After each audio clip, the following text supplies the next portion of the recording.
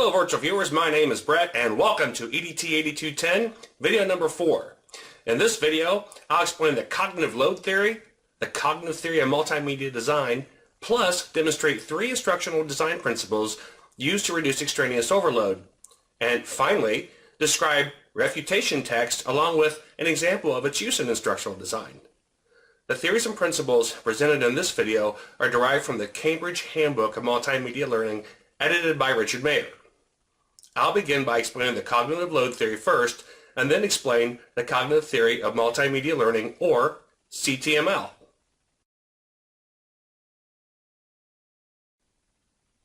The cognitive load theory is an instructional theory based on human cognitive architecture and limits of working memory. Human cognitive architecture consists of 3 related functions: working memory, long-term memory, and schemas. Working memory is limited in the amount of new information one can process and remember at one time, typically limited to around 5 to 7 bits of information. Long-term memory serves as our knowledge base of information that's acquired over a lifetime.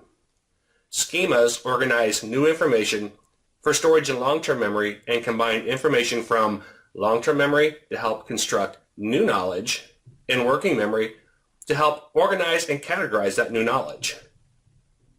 There are 3 types or categories of cognitive load that present a challenge to this human cognitive architecture. The categories are intrinsic, extraneous, and germane. Intrinsic load involves elements essential to a task that are processed simultaneously and interactively. Extraneous cognitive load is caused by interacting elements of a multimedia presentation. The goal for instructional designers is to reduce the amount of extraneous cognitive load by avoiding unnecessary interactive elements or designs. Germane cognitive load, known as effective load, involves focusing memory resources on intrinsic over extraneous load to increase germane load that's key to facilitating new learning. Now, I want to talk about the cognitive theory of multimedia learning. The cognitive theory of multimedia learning, or CTML, expands on the cognitive load theory with the goal of effective learning by the use of careful selection and presentation of words and images. Characteristics of the cognitive theory of multimedia learning is based on 3 cognitive science learning assumptions. The first is information processing that involves separate or dual channels for visual and auditory processing, which is also known as the dual channel assumption. Second are the limits of how dual channels process information at one time, which is also referred to as the limited capacity assumption. And finally, active processing, which requires coordination of cognitive processes while engaged in active learning, organizing this information to make it coherent, and integration of the information with previous knowledge. This is referred to as the active processing assumption. Instructional designers should be mindful of cognitive load reduction when creating and implementing course design in the classroom, and design multimedia content using proven principles that help minimize extraneous overload for more successful learning outcomes. I will now explain 3 principles that can be used to reduce extraneous overload. Extraneous overload is a condition that occurs when essential cognitive processing, or the processing needed to understand the essential material and key takeaways in a multimedia lesson, and extraneous cognitive processing, or the processing necessary to digest, process, and filter a confusing layout in a multimedia lesson, become overloaded and exceed the learner's cognitive capacity. This overload condition has a direct impact on the learner's ability to absorb or fully focus on the lesson content. However, there are research-proven methods and principles that can be incorporated in multimedia design that helps reduce extraneous overload. I'm going to briefly explain and demonstrate 3 principles that are proven to help reduce extraneous overload: signaling, spatial contiguity, and temporal contiguity. Although the image on this slide demonstrates the proper use of all these 3 principles at once, I'm going to break them out separately and begin with the signaling principle. The signaling principle dictates that people learn more from a multimedia message when cues are added directing their attention to essential information. Signaling is important because it grabs and cues the learner's attention while reducing the visual or auditory search for information. So for visual, it helps us select important features of an image by directing the learner's eye to key content. This image does not contain signaling. If I were to ask you to find the engine oil dipstick, you would have to scan or search the image to find it, even if you knew what a dipstick was and where they are generally located. The need to process this entire image to find the dipstick significantly increases extraneous load because you are forced to process the entire image without further direction. So now, notice the difference in this image when used in signaling. You can immediately find the engine oil dipstick without searching the entire image.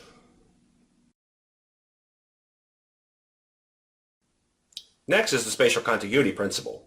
When proper spatial contiguity is used in multimedia presentations or illustrations, deeper learning is achieved when words and corresponding images and relevant information is presented near versus far from one another.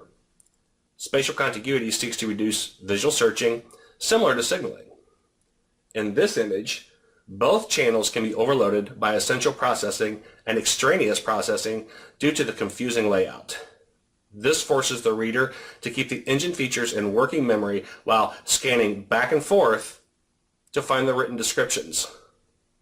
Now, in this image, engine component names are placed directly below the image, reducing the need for back and forth scanning to help reduce extraneous load and increase cognitive capacity. In addition to placing the engine component names as close as possible to the image, corresponding alphabetical signaling directs the learner's attention directly to the subject engine components. The temporal contiguity principle refers to the sequencing or timing of instruction. The use of proper temporal contiguity helps reduce extraneous overload caused by essential processing combined with representable holding or the holding of information in memory and then attempting to apply it at a later time. This is common when information is presented before or after an image is provided. So for this example, engine component information is presented first as written text. When the image is not presented adjacent to the information, you have to memorize and match the information to the corresponding image that's presented at a later time. So now I want you to try remembering the information on this page and then apply it to its proper location when I change the slide. So now, were you able to remember the component information from the previous slide and then apply it to this image? Probably not, because again, the image and information are not presented at the same time. Both auditory, possibly auditory, but definitely visual channels become overloaded due to representable holding and essential processing required to remember the data and apply it to the image. So now, in this image, extraneous overload is reduced by providing written technical information that's directly next to the image at the same time. This frees up cognitive capacity by allowing the learner to build a direct relationship to the image from the written text, eliminating the need to retain representations in working memory.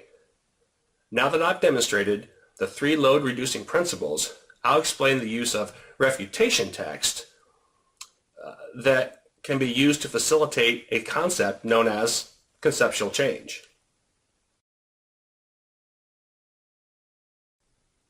Refutation text is a text structure that challenges a learner's previously held beliefs about a subject and is a method that facilitates conceptual change. Conceptual change describes learning as an interaction between a learner's past experience, current or existing knowledge, and the conception of newly presented content. Learning new information in a conceptual change model depends on the willingness of the learner. If the learner has significant experience with a concept, they are less likely to change their beliefs and allow the introduction of newly introduced information. This is where the use of refutation text incorporated in multimedia presentations can help. I see refutation text all the time in various forms of media, and now you will too. The image on this slide is a preview of the following refutation text example. But before reviewing the example, I'll explain the three components all refutation text contains. First, refutation text begins with a potential misconception of a previously stated or written fact. The second part is called a refutation cue, or a statement that the misconception may be incorrect. And third, a revised or updated explanation is presented to aid in refuting the misconception. This slide shows refutation text in all three of its parts. So, staying with our automotive maintenance theme, this refutation challenges the old adage of the 3,000-mile oil change. For years, automotive oil manufacturers marketed the notion that cars required oil changes every 3,000 miles. This may have had engineering validity in the days of carbureted engines and less sophisticated engine manufacturing processes, but today's advanced engineering of engine components and precise computerized engine operation has significantly extended the oil change interval. So, notice the three parts of the text. First, the misconception. It's a long-held belief that you must change your car's engine oil every 3,000 miles. Next is the cue. This is a dated concept that no longer applies to today's modern cars. And finally, the refutation text. Today's advanced engine components combined with precise computerized engine operation has significantly extended the oil change interval from 3,000 miles to 7 to 10,000 miles. Always consult your owner's manual for recommended oil change intervals for your vehicle. So again, the goal of refutation text is to facilitate conceptual change in instructional design.